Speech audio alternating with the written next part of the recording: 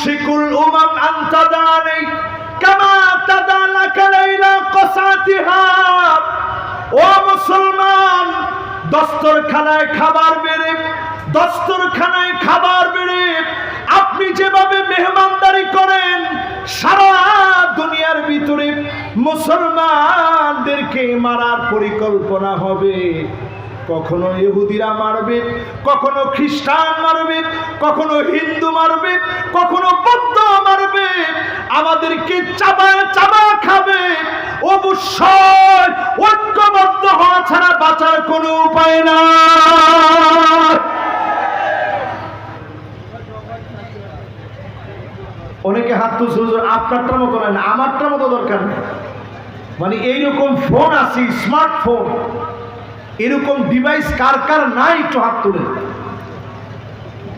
মাশাআল্লাহ, হাতগুলো নামা। আপনাদের নাই? মাশাআল্লাহ মাশাআল্লাহ। এই আমির সাহেব একবার আমার মুখের কথাটা টাইনি নিয়েছে। উনি কইছে যে হুজুর ওনাদের নাই, ছেলেদের আছে। এবার হাত তুলেন, একেবারে ঘরের ভিতরেই এরকম কোনো ডিভাইস নাই। মাশাআল্লাহ। 1 2 3 4 5 6 7 8 9 10 11 12 13 14 15 16 17 18 19 20 21 22 23 24 25। আলহামদুলিল্লাহ, অনেক আছেন। আল্লাহু আকবার, সুবহানাল্লাহ। এই মাটি আমার কাছে এত ভালো লাগে এই জন্যে, এখনো শত শত মানুষ পাওয়া গেছে ঘরের ভিতরে স্মার্টফোন নামক ডিভাইস নেই। প্রযুক্তির সময়ে স্মার্টফোন নাই।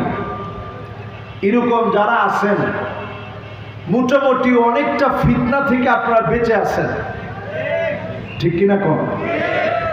এখন আগে আমরা এক সময় লুডু খেলতাম, লুডু আপনারা খেলছেন? কেমনে খেলে? ওই ছক্কা মারে, পাঁচ মারে, এরপরে গুড়ি একটা কাটে। এখনকার সময় আপনি তাকায় দেখেন, অনলাইনে বেট লেগে, অনেক্স বেট, মেল বেট সহ এরকম জুয়ার নানান সাইট আছে। এই সাইটের ভিতরে সারা রাত জেগে আমাদের সন্তানেরা এখন জুয়ার ভিতরে আসক্ত হয়ে আছে, ঠিক কিনা বলেন? সর্বশান্ত হয়ে গেছে। প্রিয় ভাইরা, এটা ইহুদিদের কত বড় চক্রান্ত, এটা আপনি এখনো টের পাচ্ছেন না। ইউটিউবটা খুললে আপনি দেখবেন, আমি ট্রেডিং করে খুব অল্প সময়ের ভিতরে গাড়ি বাড়ি করে ফেলেছি।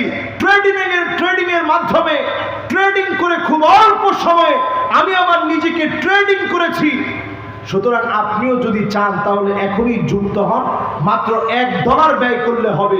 এইরকম লক্ষ লক্ষ কোটি কোটি মুসলমানদেরকে তারা ধোঁকা দিচ্ছে, বোকা বানাচ্ছে। একজন মুসলমান যদি ট্রেডিং করতে গিয়ে জুয়া খেলে, যদি মুসলমান ইনকাম করে, ওই মুসলমানের ইনকাম হারাম, হারাম এবং হারাম। জুয়ার মাধ্যমে ইনকাম করা কি? সবাই বলেন কি? এখন এই জুয়া পাইকারি দরে চলছে, ঘরে ঘরে ফিতনা ঢুকে গেছে। অধিকাংশ মা বোনেরা ফিতনায় পড়ে গেছে। নারীদের সংস্কারের নামে মা বোনদেরকে ঘর থেকে বের করে এনেছে। টাকা দেখবেন মহিলারা লজ্জা হারায় ফেলেছে, সম্মান আর ভূষণ তারা হারায় ফেলেছে, ঠিক কিনা বলে? তার মানে বোঝা যায় দিন যত যাচ্ছে নবীজির হাদিস সত্য হয়ে যাচ্ছে, ফিতনা ঢুকে গেছে। এরপরে নবীজি বললেন, সুম্মা হুদনাতুন তাকুনু বাইনাকুম ওয়া বাইনা বানিল আসফার ফায়াকদিরুন। এই জায়গাটা বুঝা লাগবে, মনোযোগ দিয়ে। কষ্ট হচ্ছে আপনাদের? বৃষ্টি হচ্ছে নাকি? হালকা হালকা। লিল্লাহে তাকবীর, জোরে কর লিল্লাহে তাকবীর। আমরা বলছি আজকের পুরা মাহফিলটা ফিলিস্তিনের জন্য হবে। আমরা তো আর ফিলিস্তিনে যেতে পারি নাই। এই মাহফিলের কথাগুলোর কারণেও যদি আজকে যদি দুনিয়া থেকে চলে যায়, আল্লাহ যদি মাফ করে দেয়, এটা আমার জীবনের সবচেয়ে বড় পাওয়া হবে। জোরে করে আল্লাহু আকবার। নবীজি বললেন খ্রিস্টানদের সঙ্গে চুক্তি হবে, বেশি দিন এই চুক্তি টিকবে না। ফায়াকদিরুন, এই চুক্তি ভঙ্গ হয়ে যাবে। আজ আপনি তাকায় দেখেন, উত্তর কোরিয়া ইরানকে, উত্তর কোরিয়া ইরানের পক্ষে সায় দিচ্ছে, ইসরায়েলের পক্ষে ট্রাম্প দাঁড়িয়েছে, রাশিয়া মুসলমানদের পক্ষে বলতেছে বেশি দিন টিকবে না। বিনা সাহায্যে, মালিকের সাহায্য দিয়ে যিনি বিজয় দিয়ে দিবেন তিনি কে? নবীজি বলছেন 80টা দল হবে। 2টা বিশ্বযুদ্ধ এই পৃথিবীতে হয়ে গেছে। এই 2 বিশ্বযুদ্ধের পিছনে সভ্যতার ধ্বজাধারী, জাতীয়তাবাদের ধ্বজাধারী, সারা পৃথিবীকে যারা সারা পৃথিবীতে মানবাধিকারের কথা বলে, তারাই এই পৃথিবীর ভিতরে 2টা বিশ্বযুদ্ধ লাগিয়েছে। আজকের পৃথিবীতে শুধু ইরানকে তারা হামলা করেছে, কারণ মুসলমান যেন পারমাণবিক শক্তিতে শক্তিধর না হতে পারে, ঠিক কিনা বলে? এবং তারা পাকিস্তানের প্রতি আঙ্গুল উঠিয়েছে কেন? কারণ পাকিস্তান মুসলমান। এখনো যদি আপনি পাকিস্তানের পক্ষে না বলেন, এখনো যদি আপনি ইরানের পক্ষে না বলেন, আল্লাহর আদালতে জবাব দেওয়া যাবে না। তারা সব এক হয়ে যেতে পারে। আল্লাহর জমিনে মুসলমানেরা বিজয়ের জন্য প্রস্তুত হয়ে যাচ্ছে, ঠিক কিনা বলে?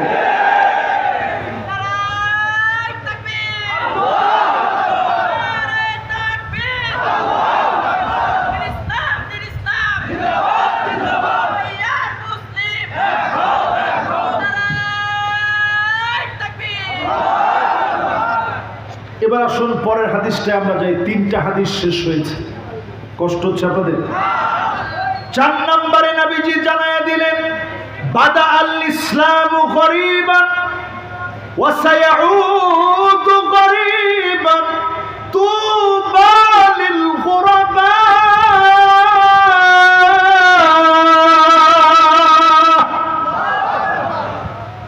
ব্যতিক্রম কিছু মানুষকে দিয়ে ইসলাম বিজয় হয়েছে, ব্যতিক্রম কিছু মানুষকে দিয়ে ইসলাম বিজয়ী হবে। এদের হাত ধরে ইসলাম আবার শক্তিশালী হবে। বলেন আল্লাহ। বাংলাদেশের দিকে তাকান, যাদেরকে ফাঁসির মঞ্চে নিয়ে গেছে সবাই ছিল ব্যতিক্রম মানুষ। হাসতে হাসতে ফাঁসির মঞ্চে গেছে, একটা লোক মাথা নত করে মাফ চায় নাই। প্রত্যেক রাতে তারা আল্লাহর কাছে মাফ চেয়েছে।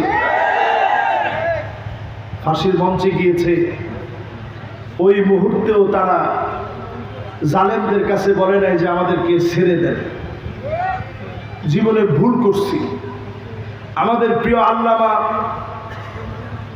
জীবনের শেষ অবধি পর্যন্ত দিনের কথা মাইকে যেভাবে বলেছে, বিশ্বাসে এইভাবে লালন করেছে।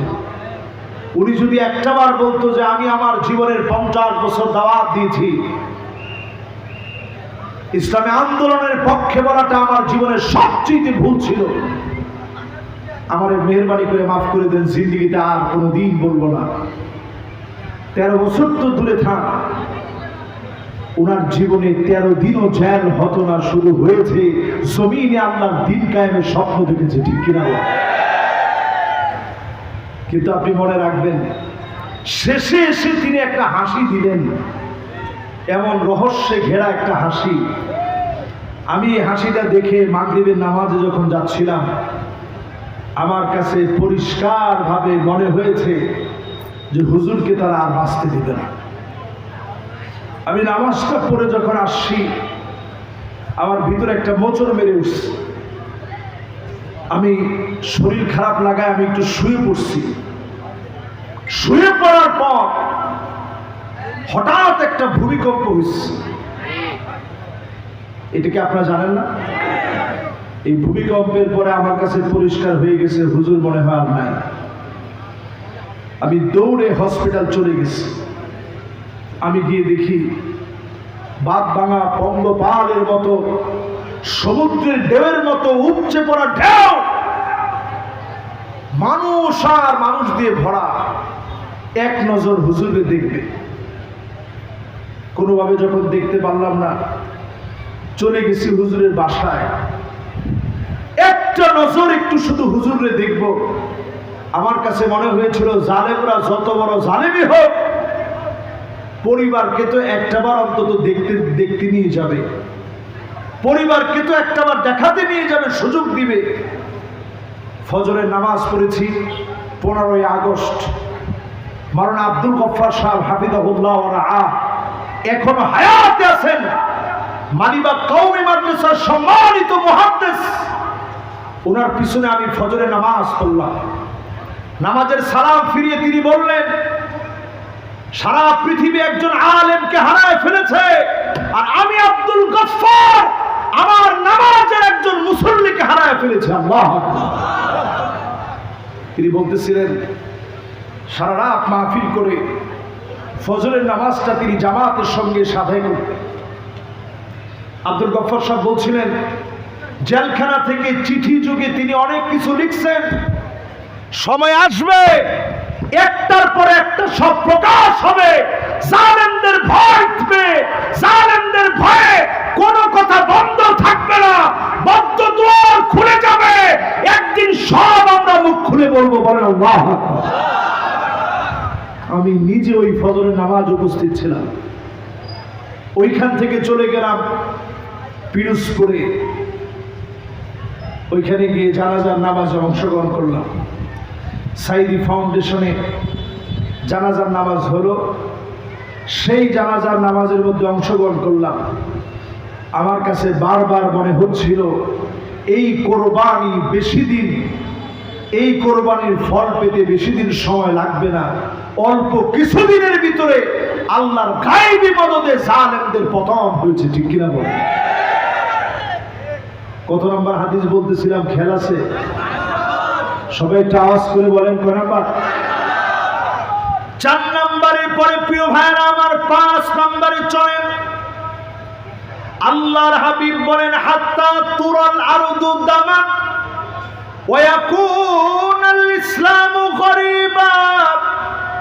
সারা দুনিয়ার ভিতরে মুসলমানদের রক্ত পড়ে থাকবে, জায়গায় জায়গায় মুসলমানের রক্ত ঝরবে। আজ জরিপ বলতেছে 2 কোটি মুসলমান মার খাচ্ছে। 20 কোটি মুসলমানের মাথার উপরে ছাদ নাই, শরণার্থী হয়ে গেছে। ইহুদিরা মুসলমানদেরকে মারে, খ্রিস্টানরা মুসলমানদেরকে মারে, বৌদ্ধরা পর্যন্ত আমার মুসলমানদেরকে মেরেছে, হিন্দুরা পর্যন্ত পার্শ্ববর্তী দেশে মারে। এরপরে মুসলমানদেরকে যিনি বিজয়ী বানায় দিবেন তিনি কে? কত নম্বর হাদিস? এবার 6 নম্বর হাদিসটা শোনেন। এই 5টা যে বললাম আপনাদের মনে আছে কার কার? মাশাআল্লাহ, কার কার? লিল্লাহে তাকবীর। এবার 6 নম্বর হাদিসটা শুনেন। যারা লিখে রাখতেছেন লিখে রাখেন, যারা অন্তরের খাতায় লিখছেন তারা আরো ভালো, যারা মোবাইলে রেকর্ড করছেন বাসায় গিয়ে শুনবেন। কয় নম্বর হাদিস? 6 নম্বর হাদিস। আল্লাহর হাবিব বলেন, ইউশিকুল উমাম আন তাদানি কামা তাদালাকা লাইলা কসাতিহা। ও মুসলমান, দস্তরখানায় খাবার বেড়ে, দস্তরখানায় খাবার বেড়ে আপনি যেভাবে মেহমানদারি করেন, সারা দুনিয়ার ভিতরে মুসলমানদেরকে মারার পরিকল্পনা হবে। কখনো ইহুদিরা মারবে, কখনো খ্রিস্টান মারবে, কখনো হিন্দু মারবে, কখনো বৌদ্ধ মারবে, আমাদেরকে চাবায় চাবায় খাবে। অবশ্যই ঐক্যবদ্ধ হওয়া ছাড়া বাঁচার কোনো উপায় নাই। নবীজি কি শব্দ চয়ন করছে একটু চিন্তা করেন। দস্তরখানায় খাবার বেড়ে ইউশিকুল উমাম আন তাদা আলাই কামা তাদা আল আকালা ইলা কাসআতিহা। দস্তরখানায় খাবার বেড়ে এইটা একটু খান, এইটা একটু নেন, এইটা খুব স্বাদ হয়েছে, এইভাবে যেমন বলে বলে খাওয়ানো হয়। আজকে বলা হবে বাংলাদেশ ধরো, কালকে বলা হবে পাকিস্তান ধরো, এরপরের দিন বলবে আফগানিস্তান ধরো, এরপরের দিন বলবে ইরান ধরো। একটার পর একটা ধরবে। যদি বাঁচতে হয় ঐক্যবদ্ধ হওয়া লাগবে। ঠিক কিনা বলেন? এগুলো কি আমার কথা? আল্লাহ এবং তার রাসূলের কথাগুলো আপনাদেরকে শোনাচ্ছি। কত নম্বরে ছিলাম? ভেজাল লেগে গেছে। কত নম্বর? 6 নম্বর শেষ, এবার 7 নম্বর শুরু। একজন মুরব্বী নাতিরি নিয়ে উঠে চলে যাচ্ছে, আসবেন তো? উনি হাত দেখায় বলছে আসবে। আপনারা আসার পক্ষে না না আসার পক্ষে? তাহলে হাদিস শেষ হলো কয়টা? সময় বাকি আছে, থাক, অসুবিধা নেই। আল্লাহর কাছে বলতে থাকি, আল্লাহ ইনশাল্লাহ ঠিকঠাক রাখবে, ইনশাল্লাহ করে। কয়টা শেষ? 7 নম্বর হাদিস নবীজি বলছেন, এমন সময় আসবে মুসলমানদের জন্য, মুসলমানেরা কবরের সামনে দিয়ে যাবে আর আফসোস করে বলবে, ইয়া লাইতানি মাকানা। হায় আমার আফসোস, এই কবরে যদি ঘুমায় যেতে পারতাম। হাজার না, লাখ না, কোটি কোটি মুসলিম নিজের মা বাবা ভাই বোনকে হারিয়ে আল্লাহর কাছে প্রতিনিয়ত বলে, আল্লাহ কবরের ভিতরে যদি ঘুমায় যেতে পারতাম, আমি যদি কবরে চলে যেতে পারতাম। ছোট্ট একটা বাচ্চার ভিডিও দেখেছি। ছোট্ট একটা বাচ্চা আয়নার ভিতরে মুখ দেখতেছে, ভাঙা একটা আয়না, মুখ দেখতেছে, তার চুল পর্যন্ত মানসিক যন্ত্রণার কারণে উঠে গেছে। সে বারবার আল্লাহর কাছে বলতেছে, আয় আল্লাহ, দুনিয়ায় আর বাঁচতে চাই না, আমাকে তুমি জান্নাতের অধিবাসী বানাও। জান্নাতে তো রিজিকের কোনো অভাব নাই। ফিলিস্তিনের ছোট ছোট বাচ্চাগুলা যখন কাঁদতেছে, এখনো যদি বিবেক নাড়া না দেয়, আল্লাহর কসম, যিনি আরো বড় পরীক্ষা নেবেন তিনি কে? কত নাম্বার শেষ? 7 নম্বরের পরে এবার আসেন কত নাম্বার? 8 নম্বরে। প্রিয় ভাইরা আমার, এমন সময় আসবে মুসলমানদের জন্য, নবীজি বললেন, ওয়াইলুল লিল আরব, ধ্বংস আসবে আরবের জন্য। আওয়াজ করে বলেন, কাদের জন্য? নবীজি আবার বললেন, ওয়াইলুল লিল আরব, ধ্বংস আসবে আরবের জন্য। কয়বার হলো? 2 বার। আবার বলছেন, ওয়াইলুল লিল আরব, ধ্বংস আসবে আরবের জন্য। কয়বার হলো? 3 বার নবীজি যখন ধ্বংসের কথা বললেন, পাশ থেকে উম্মে সালামা ডাক দিয়ে বলতেছে, নবী, আমরাও কি ধ্বংস হয়ে যাব? ওয়াফিনা সালিহুন, আমাদের ভিতরে এত নেককার, এত দিনদার, এত আল্লাহওয়ালা আছে, আমরা কি ধ্বংস হয়ে যাব? আল্লাহর হাবিব বললেন, ধ্বংস হয়ে যাবে। ইযা কাসুরাল খাবাস, খারাপি যদি আরবের ভিতরে বেড়ে যায়, আরবকে যিনি ধ্বংস করে দিবেন তিনি কে? এখন আপনি নিরপেক্ষ হন, নিরপেক্ষ দৃষ্টিভঙ্গি থেকে বলেন, আরব কি এখন ভালো পথে আছে না খারাপ পথে? এই আমার মিশরে পুলিশই ধরছে 2 বার। কয়বার?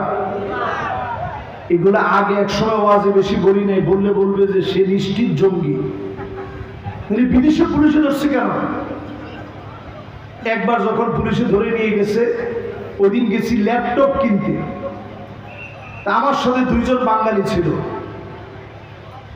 একজন সিভিল ড্রেসে এসে বলতেছে, তোমাদের কাছে কি ডলার আছে? তা আমাদের বাঙালির একটা বৈশিষ্ট্য, বাঙালি মোরা ভদ্রবতী পোষমানাই প্রাণ, বোতাম আটা জামার নিচে শান্তিতে শয়ান। বাঙালির কাজই হচ্ছে একটু বাড়ায় বলা। তা আমার সাথে যে দুজন ছাত্র ছিল, এরা কইতেছে আমাদের কাছে মিলিয়ন মিলিয়ন ডলার আছে। আমরা ছাত্র মানুষ খেতে পারি না, আজহার থেকে যে স্কলারশিপ দেয় সেটা দিয়ে চলি। ও কইতেছে আমার কাছে মিলিয়ন মিলিয়ন ডলার আছে। তো তার তো সন্দেহ হয়েছে, বলছে যে কোনো অসুবিধা নাই, রেট খুব ভালো রেট দিব, আমার কাছে বিক্রি করো। পরে আমি সাথে সাথে বললাম, না ওরা এমনি তোমার সাথে দুষ্টামি করছে, বাঙালি তো এই জন্য একটু বাড়ায় বলছে, তুমি কিছু মনে করো না, আমাদের কাছে কিছুই নেই। আমি বাইরে থেকে এই ডলারটা ভাঙায়া মানি এক্সচেঞ্জে গিয়ে সেখান থেকে ভাঙিয়ে এসে মিশরীয় পাউন্ডে যখন আমি ল্যাপটপের দামটা পরিশোধ করলাম, বের হওয়ার সময় এখানে বন্দুক ধরছে আল্লাহ তাআলা। তারা তাদের আঞ্চলিক ভাষায় বললে, আল্লাহ তাআলা মাই, আমার সাথে আসবে। আমি বলছি কি, কোথায় যাবো? যাইতে হবে একটু জেলখানা। আমি তো আশ্চর্য হয়ে গেছি, কি বলে? তা আমার নিয়ে গেছে মাটির নিচে। ইউসুফ আলাইহিস সালাম ছিল মাটির নিচে, এখনো মিশরের সব জেলখানা মাটির নিচে। তো মাটির নিচে নিয়ে গেছে, তিনজন একসাথে গেছি। দুইজন যে বাঙালি ভাই ছিল, তারা দুইজনই হাতে ধরে কইতেছে যে যেমনি হোক বুঝে শুনে কিছু বলে না, তো উপায় নেই। এখন গিয়ে দেখি যেই লোকটা সিভিলে ছিল, একেবারে কোট টোট পরে একবারে সুন্দর ফিটফাট হয়ে বসে আছে। তো এই দুইটা বলছে এদের কাছে নাকি মিলিয়ন ডলার আছে। এখন যেটা মূল পুলিশ, ওটা আমার দিকে তাকায় বলতেছে, এই টাকা তো মনে হয় তোমরা মুসলিম ব্রাদারহুডকে এনে দাও।